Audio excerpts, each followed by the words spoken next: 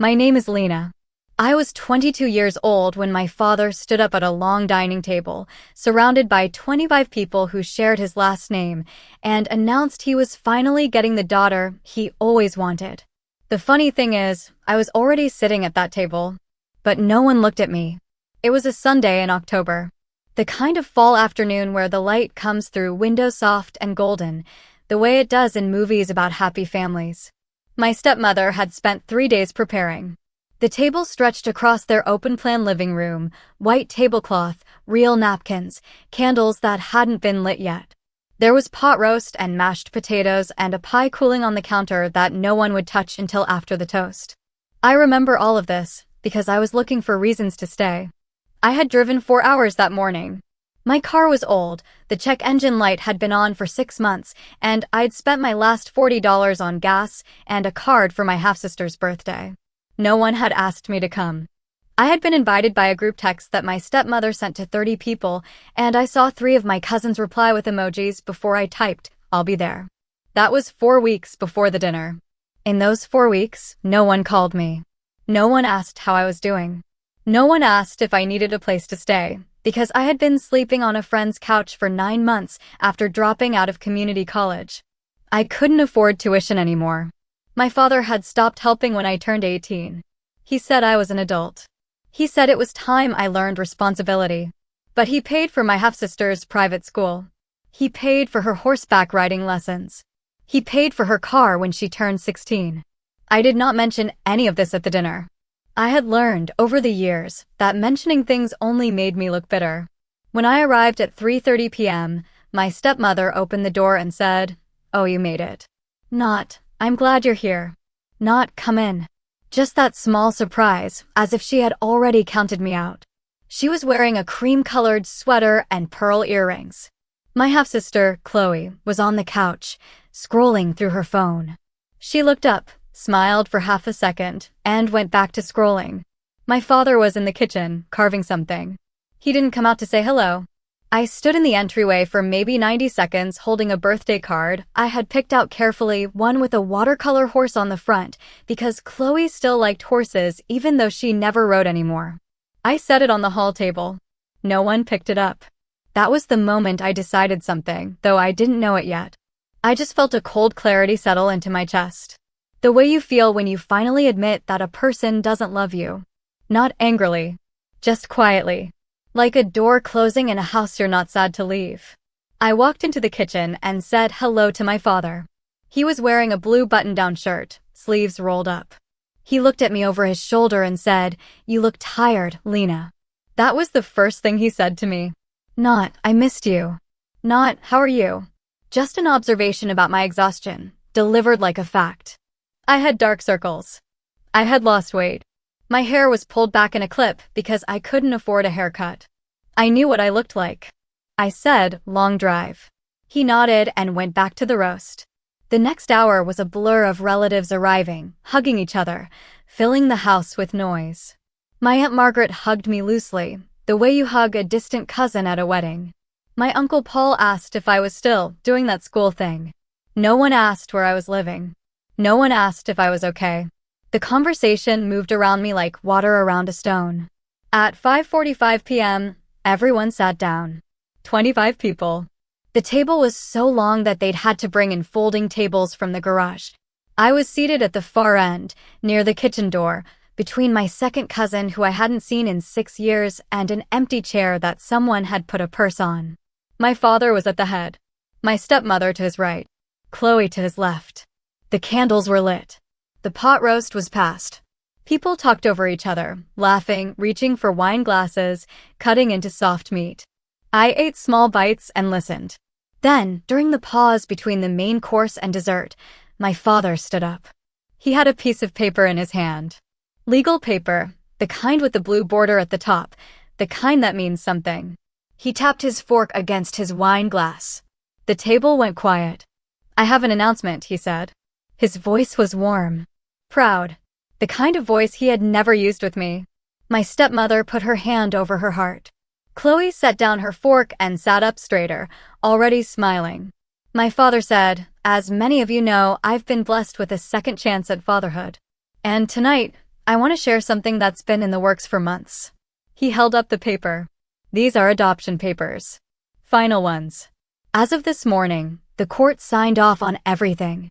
The room made a sound, that collective intake of breath that happens when people are about to clap. I am officially, my father said, looking directly at Chloe, adopting my daughter. At last, I have the daughter I always dreamed of. Chloe stood up. She threw her arms around him. My stepmother was crying actual tears, dabbing at her eyes with a napkin. The table erupted in applause. Someone cheered. My Aunt Margaret said, "Oh, that's beautiful." 25 people clapped. 25 people smiled. 25 people watched my father hold his new daughter, his real daughter, the daughter he always dreamed of. Not one person turned to look at me. I sat perfectly still. My hands were in my lap. Under the table, I could feel the edge of a manila folder pressed against my knee. I had brought it inside my tote bag, the same tote bag I had carried into that house 3 hours earlier. No one had asked what was in it. No one ever asked. Because here is what none of them knew, not my father, not my stepmother, not Chloe, not any of the 25 people clapping around that long white table.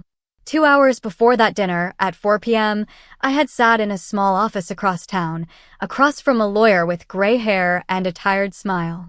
And I had signed papers of my own. Papers that had nothing to do with adoption. Papers that were about to turn this family upside down in a way no one at this table could possibly imagine. I didn't say anything. I didn't stand up. I just watched my father hug his real daughter, and I felt the folder press against my knee, and I waited for the applause to end. The applause lasted longer than it should have. Maybe 20 seconds. Maybe 30. Long enough for me to count the cracks in the ceiling above the dining table. Long enough for me to realize that no one was going to look at me even after the clapping stopped. When the room finally settled, my father raised his glass. "To family," he said. Everyone echoed him. "To family." I didn't raise my glass. My stepmother noticed. She was seated diagonal from me, and her eyes caught mine for just a moment. There was something in her expression, not concern. More like irritation. Like I was a loose thread she'd have to cut later. She leaned toward my father and whispered something. He glanced at me, shrugged almost imperceptibly, and turned back to my uncle who was asking about the adoption paperwork. That's when I stood up. It wasn't dramatic. I didn't throw my napkin down or scrape my chair back. I just stood, slowly, my hands at my sides. The conversation didn't stop immediately. My second cousin was still talking about his new job. My aunt was still reaching for the salt. But my father stopped talking. He looked at me with that familiar expression, the one that said, "What do you want now?" without him having to say it. "Lena," my stepmother said. Her voice was sweet in that artificial way. "Everything okay, honey?" I reached down and pulled the manila folder from my tote bag. I had tucked it between some old receipts and a water bottle. The folder was plain, the kind you buy in a 3-pack at an office supply store. But inside it were 2 things. The first was a certificate. A legal name change, signed by a judge that afternoon at 3:15 p.m. I had petitioned for it 6 weeks earlier, using a friend's address because I didn't have one of my own. The judge had asked me on the stand if I understood what I was doing. I said yes. She asked if anyone had coerced me. I said no. She asked why I wanted to change my last name. I told her the truth. Because my father never acted like I was his. She approved it. The second thing in the folder was a letter. 2 pages. Handwritten. I had written it over the course of a month, crossing out words, starting over, throwing away drafts until I found the right ones. It wasn't angry. That was the important part. I had learned that anger makes people stop listening. Sadness makes them uncomfortable. But quiet truth, the kind that sits in a room like a stone, that is the thing people cannot look away from. I pulled out the certificate first. "I have an announcement too," I said. The table went quiet. Not the warm quiet of anticipation. The cold quiet of confusion. My father's smile had frozen. Chloe was looking at her phone. My stepmother's hand was still on her wine glass. I held up the certificate so everyone could see it. Earlier today, I legally changed my last name. I no longer share a surname with anyone at this table. Silence. My Uncle Paul said, "What?" My father's face did something complicated. His jaw tightened. His eyes narrowed. He set down his fork very carefully, the way people do when they're trying not to break something. You did what? His voice was low. Controlled. That was the voice he used when he was angry but didn't want anyone to know. I didn't answer. Instead, I pulled out the letter. I unfolded it slowly. The paper was soft from being folded and refolded. My handwriting was small and neat. I had practiced. I wrote this for you, I said, looking directly at my father. I'm going to read it now. Lena, sit down, my stepmother said. Her sweet voice was gone. In its place was something sharper. This isn't the time. It's exactly the time, I said. And then I started reading. Dear Dad, I was 12 years old when you stopped coming to my school events. I was 14 when you forgot my birthday 2 years in a row. I was 16 when you told me I couldn't live with you anymore because your new wife needed space. I was 18 when you cut off my college fund to pay for Chloe's horseback riding lessons. The room was absolutely silent. I could hear the refrigerator hum from the kitchen. I could hear someone breathing too fast, maybe my Aunt Margaret. I have spent 10 years watching you build a family that didn't include me. Not because I did anything wrong. Because I was from your first marriage. Because I reminded you of Mom. Because I wasn't convenient. I paused. My father's face was red now. His hands were flat on the table. Tonight you stood up in front of 25 people and said you finally have the daughter you always dreamed of. And I want you to hear me say this clearly. I was your daughter. I am your daughter. But you never dreamed of me. Chloe had stopped looking at her phone. She was staring at me with her mouth slightly open. My stepmother had her hand over her mouth, not crying this time. Different tears. So I have changed my name. Not out of anger. Out of honesty. You don't get to claim me when it's convenient.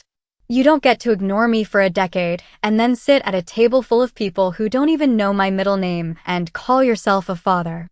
I folded the letter. No one spoke. Then my father pushed his chair back. It scraped against the floor, a long, awful sound. He stood up. His face was crimson. His hands were shaking. How dare you, he said. His voice cracked. How dare you ruin this night? I didn't answer. I just looked at him. After everything I've done for you, he said. But he couldn't finish the sentence. Because we both knew that was a lie. Everyone at that table knew it was a lie. The silence told on him. My stepmother stood up next. She grabbed her purse. Chloe, we're leaving. Her voice was high and tight. Chloe didn't move. She looked at me for a long moment. Then she looked at her mother. Then she looked at my father. And something in her face shifted, something I hadn't expected. Mom, Chloe said quietly. She's not wrong. My stepmother froze. Chloe stood up slowly. She was 17. She had never once, in all the years I'd known her, defended me. But she looked at me now with something that might have been guilt or might have been recognition. Dad never talks about her, Chloe said to no one in particular. I didn't even know she existed until I was 9. My stepmother grabbed Chloe's arm. We're leaving. Now. Chloe pulled away. No. The room erupted not into applause, but into chaos. My Aunt Margaret started crying. My Uncle Paul was asking questions no one answered. My father walked out of the room without looking back. I heard the back door slam. I stood there for a moment longer. Then I put the letter back in the folder. I picked up my tote bag. I walked toward the front door. No one stopped me. No one said my name. Outside, the air was cold. The sun had set while I was reading. My car was still parked on the street, the check engine light waiting for me. I got in. I sat for a moment with my hands on the steering wheel. I didn't cry. I didn't smile. I just started the engine and drove away. And that was the last time I ever saw my father. 3 months later, my stepmother called to tell me he was struggling. She said people were asking questions. That the family had splintered. That maybe I should consider fixing things. I told her I already had. I fixed the only thing that was ever broken in the first place. The belief that I needed him to love me. I don't regret reading that letter. I don't regret changing my name. I don't regret walking out that door. Because here's what I learned: families aren't made by blood. They aren't made by legal papers signed at a dinner table. They're made by people who stay. People who see you. People who don't have to be reminded that you exist. My father always wanted the daughter he dreamed of. I finally stopped trying to be her. And that, more than any certificate or letter, was the only victory that mattered.